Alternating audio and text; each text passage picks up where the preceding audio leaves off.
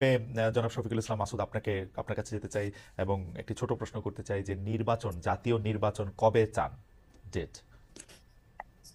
জাতীয় নির্বাচন তো আসলে আমাদের এখন যেটা প্রয়োজন হচ্ছে কি, যে নির্বাচনটা অংশগ্রহণমূলক, স্বচ্ছ এবং জনগণের প্রত্যাশার আলোকে হওয়াটা প্রয়োজন।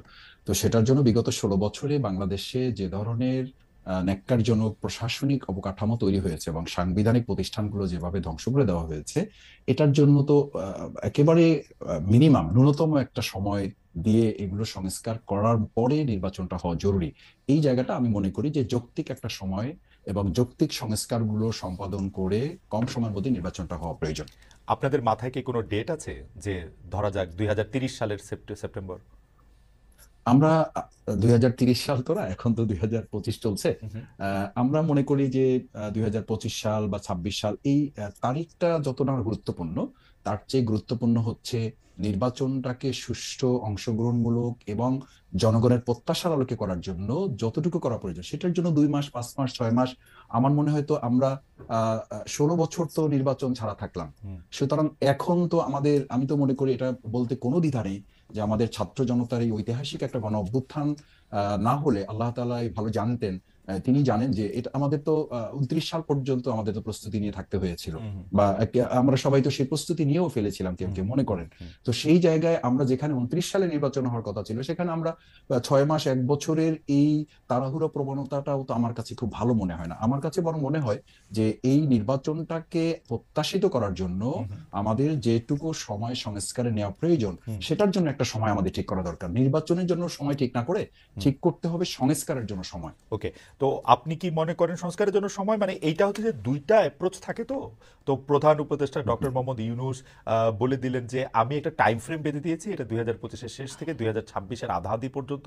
এর মধ্যে থেকে যদি আপনারা সংস্কার যতটুক করতে পারেন ওটুক করবেন, তারপরের মধ্যে নির্বাচন হবে। আপনারা কি সেই টাইম ফ্রেমটার থেকেও আহ, বাড়াতে চান কিনা, বা আপনারা মনে করেন যে, মানে আমি আমি একটু ডেট দিয়ে জিনিসটা একটু বুঝতে চাই। কারণ হচ্ছে বুঝতে যে, চাই। হ্যাঁ মানে হুম, হুম, আপনি হুম। আপনি নিশ্চয়ই আমার প্রশ্ন বুঝতে পেরেছেন যে, মানে আপনি একটা হ্যাঁ, টাইম হ্যাঁ। ফ্রেম মাথায় দেখেন কিনা মাসুদ ভাই? ইতিমধ্যে আমাদের আমিরে জামাত ডক্টর শফিকুর রহমান সাহেব এবং আমাদের সেক্রেটারি জেনারেল অধ্যাপক মিয়া গোলাম পরোয়ার সাবেক এমপি, উনি কথা বলেছেন এ ব্যাপারে যে আমরা 2025-এর শেষ অথবা 2026-এর মাঝামাঝি সময়ের মধ্যে ইলেকশনটা করা এবং এর মধ্যে যৌক্তিক ওকে। সংস্কারগুলো সম্পন্ন করা। ওকে। মানে ডক্টর মোহাম্মদ ইউনুসও এরকম সময় দিয়েছেন। আপনাকে অনেক ধন্যবাদ। রাইট। মানে 2025-এর শেষ থেকে 2026-এর। হুম। ইন্টারেস্টিং ভাই।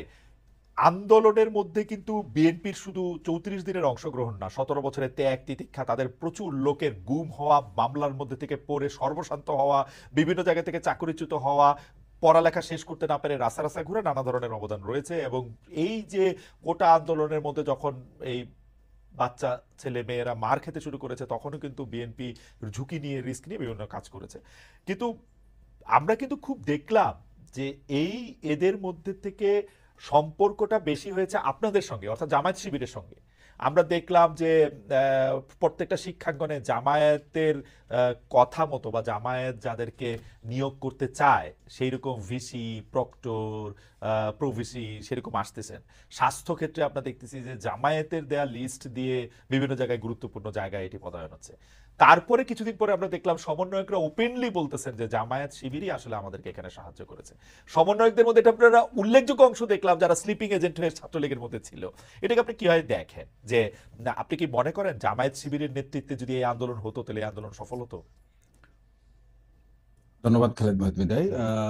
দুটো বিষয়, একটা হচ্ছে প্রথমত আমাদের সংগঠনের পক্ষ থেকে আমরা প্রথম থেকে বলে আসছি যে এই 2024 সালের জুলাই আগস্টের যে গণ অভ্যুত্থান, এটা কোনো একটা দলের ক্রেডিট হওয়ার কথা না। এটা হচ্ছে এদেশের ছাত্র জনতার যৌথ আন্দোলনের ফসল এবং এটা এই জনতার, এদেশের মানুষের ক্রেডিট, এদেশের ছাত্র জনতার ক্রেডিট। দুই হচ্ছে আমিরে জামাত ডাক্তার শফিকুর রহমান খুব ক্লিয়ারলি এবং সেভারেল টাইম এটা বলেছেন, রিপিটেডলি বলেছেন যে আমাদের এই শহীদেরা কোনো দলের সম্পদ না। আমরা কখনোই আমাদের যে হিসাব নিতে বলা হয়েছে, যে থানা থেকে, বিভাগ থেকে, ডিস্ট্রিক্ট থেকে, ঢাকা সিটিগুলো থেকে এবং তাদের পাশে দাঁড়ানোর প্রত্যেকটা ইস্যুতে আমরা বলেছি যে যারা শহীদ হয়েছেন তারা আমাদের দলের বা ব্যক্তির বা কোনো গোষ্ঠীর সম্পদ না, তারা হচ্ছেন দেশের সম্পদ।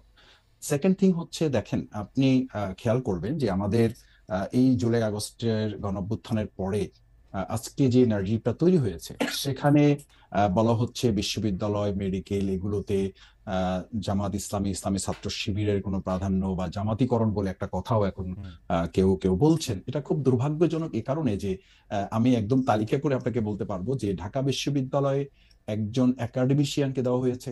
এর বাইরে প্রত্যেকটা বিশ্ববিদ্যালয় একদম ধরে ধরে বিএনপি সমর্থিত যারা, তাদেরকে সেখানে ভাইস চ্যান্সেলর সহ তাদেরকে বসানো হয়েছে। তো না কিন্তু মাসুদ ভাই, এরপর আমি একটা কথা স্বাস্থ্য বলি, মাসুদ ভাই, আমি একটা কথা হুম বলি, হুম হুম কেউ জামাত করে কিনা গুরুত্বপূর্ণ, সেটা তো আমরা না 10 এটা 15 এটা বছর না পরে জানতে এটা পারবো। কারণ এই যে ধরেন সমন্বয়কদের মধ্যে যারা হুম জামায়াত করতো, সেটা তো আমরা এখন জানতে পারতেছি। বা এই জন্য না, মানে এই ব্যাপারটা জন্য জামাতের ব্যাপারে তো এরকম আন্দোলনে যে জামায়াত শিবির একটু স্লিপিং এজেন্ট হিসেবে থেকে যায় দলের মধ্যে। না, জামাত স্লিপিং এজেন্ট হিসাবে থাকার প্রশ্ন না, প্রশ্নটা হচ্ছে বৈষম্য বিরোধী ছাত্র আন্দোলনে আসলে কেউ তো ব্যানার নিয়ে দাঁড়ায়নি, এবং হুম, দাঁড়ানোটা তারাও প্রয়োজন মনে করেনি, অন্য ছাত্র সংগঠন কেউই এটা ঠিক মনে করেনি হুম, যে এখানে আমরা বৈষম্য বিরোধী ছাত্র আন্দোলন, ছাত্র জনতার একটা যৌথ অভ্যুত্থানের মাধ্যমে সরকারকে পতন ঘটানোটা টার্গেট ছিল। হুম। সুতরাং সেখানে স্লিপিং অথবা আম, আপনি শোয়িং দুটোর কোনোটাকেই তো আপনি এখানে আইডেন্টিটি করার দরকার নাই, কারণ প্রয়োজনীয় হয় নাই।